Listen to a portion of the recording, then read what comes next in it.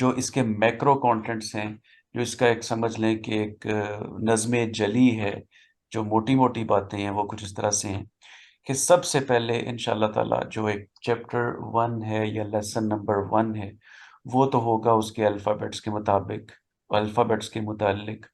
उसके अलावा जो बेसिक पार्ट्स ऑफ स्पीच हैं, अरबिक में 3 पार्ट्स ऑफ स्पीच से काम चलाया जाता है, इस्म, फ़ेल और हर्फ के साथ, उनको पढ़ेंगे। तो ये कुछ बुनियादी चीज़ें तो लेसन 1 में कवर हो जाती हैं। उसके बाद बाकायदा तौर पे हम एक पार्ट है इसका मुफरदात। मुफरदात में हम पढ़ते हैं जी जिन्स यानी कि वाहिद, सॉरी, जिन्स में हम पढ़ते हैं मुज़क्कर और मुअन्नस और उसके कवानीन, उसके कवायद।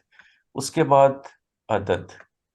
उसके बाद हम अदद पढ़ेंगे। अदद का मतलब है वाहिद और जमा, और अरबी में वाहिद, तस्निया और जमा हम पढ़ेंगे।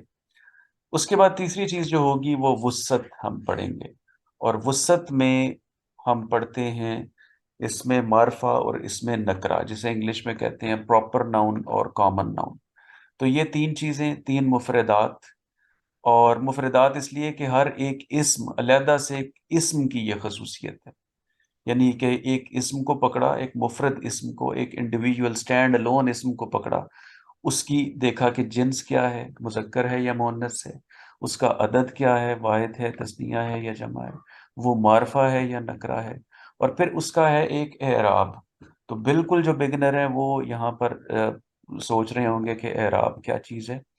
तो एराब असल में किसी भी वर्ड की जुमले के अंदर उसका स्टेटस क्या है, वो फाइल के तौर पे है, वो मफऊल के तौर पे है, या फाइल और मफऊल दोनों के अलावा किसी चीज के तौर पे है, तो वो आपको एराब से पता चलेगा।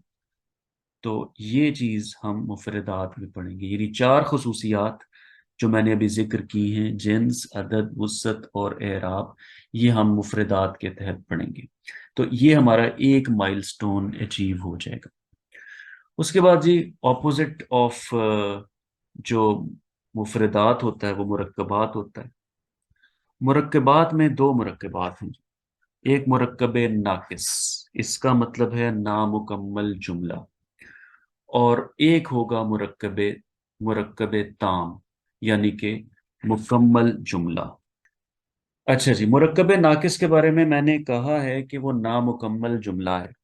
अब नामुकम्मल जुमले की ये मत समझिएगा कि कोई अहमियत नहीं होती। नामुकम्मल जुमला बहुत जगह इस्तेमाल होता है, और हम अपनी आम जुबान में उसको इस्तेमाल करते हैं। मिसाल के तौर पे आपने बचपन में या अब भी जितने मज़ामीन लिखे होंगे इम्तिहान में, मसलन मेरा घर या मेरी किताब या मेरा बेहतरीन दोस्त, तो इनकी हेडिंग्स पे गौर करें। मेरा घर एक नामुकम्मल जुमला है, लेकिन ये किसी भी टॉपिक का एक, किसी भी मजमून का समझ लें कि उन्वान है। आम तौर पे जितने उन्वानात होते हैं नामुकम्मल जुमले होते हैं। इसके अलावा भी आपको बहुत सारी मिसालें मिल जाएंगी कि नामुकम्मल जुमला यानी कि मुरक्कब नाकिस बड़े काम की चीज है। अब वो मुरक्कबात नाकिस एक तरह के नहीं होते, 4 तरह के होते हैं।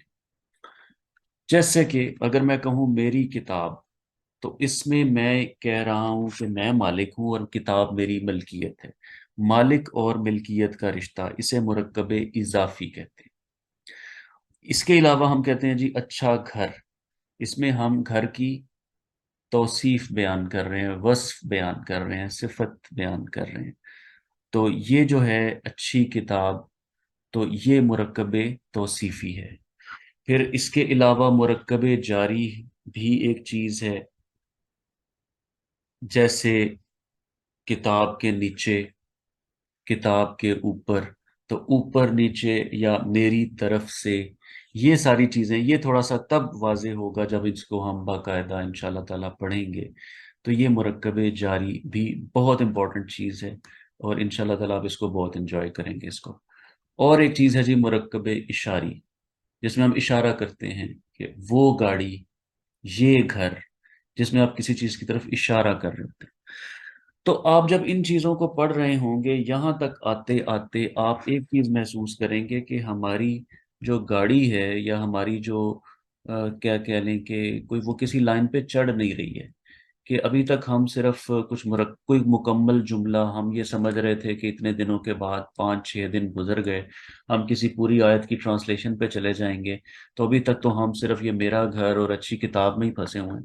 تو ایکچولی ہوتا یہ ہے کہ جب آپ کوئی کام کرنے جاتے ہیں تو آپ کو را مٹیریل کی ضرورت پڑتی ہے، جیسے گھر بنانا ہے تو سب سے اس میں زیادہ جو بوریت والا کام ہے جی، کہ اس کے لیے جو را مٹیریل ہے، اس کے لیے اینٹیں، سیمنٹ، بجری، ریت، پتھر، وہ سارے اکٹھے کر کے اس کے آپ ڈھیر لگاتے جاتے ہیں کہ یہ چیزیں پوری ہوں گی تو پھر آگے تعمیر کا عمل شروع ہوگا۔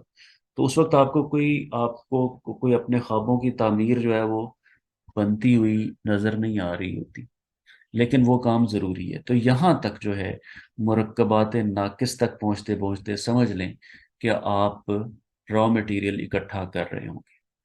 پھر آپ نے اس را مٹیریل کو یعنی کہ جنس کو، عدد کو، وسعت کو اور اعراب کو سمجھ لینے کے بعد اور ان چاروں مرکبات کو سمجھ لینے کے بعد آپ نے جو کام کرنا ہے وہ پھر آپ آ جائیں گے مرکب تام کے اوپر۔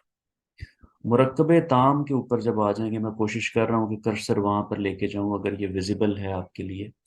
اول تو یہ سلائیڈ جو ہے نا، یہ میرا خیال ہے یہ جو میں نے اوپن کی ہوئی ہے یہ موبائل والوں کو ذرا پرابلم کر رہی ہوگی کیونکہ اسکرین بہت چھوٹی ہوتی ہے، لیکن جو لیپ ٹاپس پہ یا کمپیوٹرز پہ دیکھ رہے ہیں ان کے لیے ذرا یہ زیادہ کمفرٹیبل ہوگی۔ بٹ اینی ہاؤ، چونکہ میں ساتھ ساتھ اس کو ایکسپلین بھی کر رہا ہوں تو امید ہے کہ کمپنسیشن ہو جائے گی۔ مرکب تام کی بات کریں، مرکب تام جو ہے وہ مکمل جملہ ہے۔ اب جملے کے بارے میں ہم دیکھتے ہیں کہ جملے بنیادی طور پہ آپ کو دو طرح کے ملیں گے۔ ایک وہ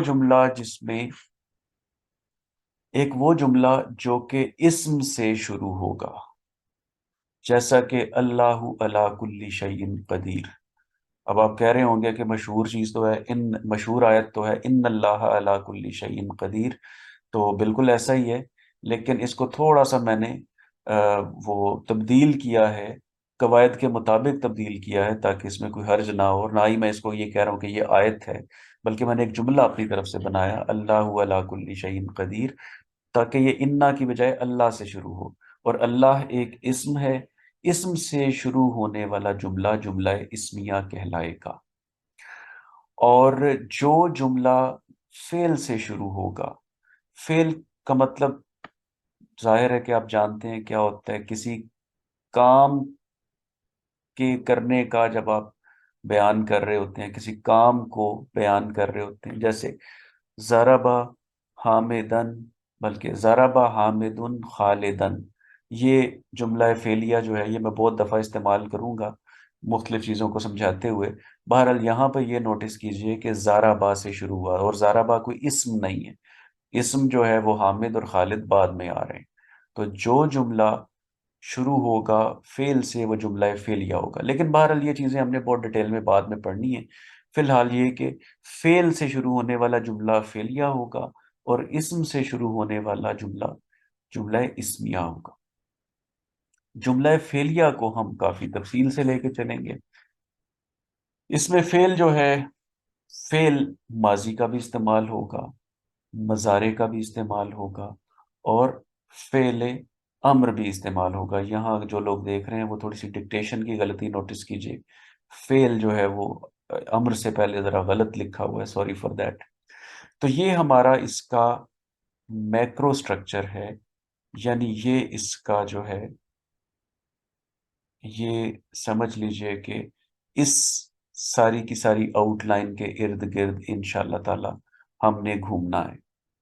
اس میں اور بہت ساری چیزیں ہیں، صرف یہ نہیں ہے، لیکن ان ہیڈنگز کے تحت ہی بہت ساری سب ہیڈنگز آئیں گی جس کو انشاءاللہ آپ لرن بھی کریں گے اور انجوائے بھی کریں گے۔